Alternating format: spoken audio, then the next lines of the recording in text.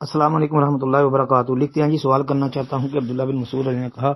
ابو بکر رضی اللہ عنہ، عمر رضی اللہ عنہ اور نبی علیہ السلام کے ساتھ نماز پڑھی، سب شروع نماز میں رفع دھیان کرتے تھے، بعد میں نہیں کرتے تھے۔ محترم بھائی، یہ روایت ثابت نہیں ہے جی، سنن دارقطنی کے اندر آتی ہے، جلد 1 صفحہ 295 پر امام دارقطنی رحمۃ اللہ علیہ روایت نقل کرنے کے بعد ساتھ ہی اس کے ضعف کی طرف بھی وضاحت کر دیا ہے، یعنی اس میں امام صاحب نے کہا ہے کہ اس حدیث کو صرف محمد بن جابر جو ہے الیمامی اس نے بیان کیا ہے اور وہ ضعیف تھا، یہ ساتھ لکھا ہے۔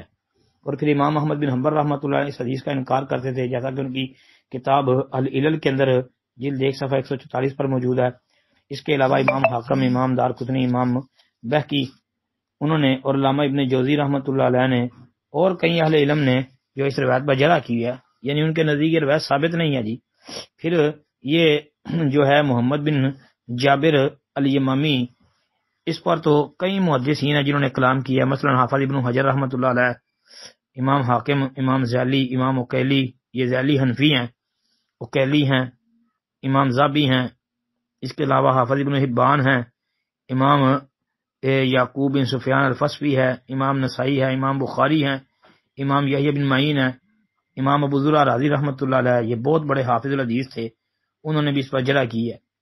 تو لہذا یہ روایت ثابت نہیں ہے بھائی، پتہ نہیں لوگ کہاں سے اس طرح کی کچی روایتیں پیش کر کے تو کیا ثابت کرنا چاہتے ہیں۔ السلام علیکم ورحمۃ اللہ۔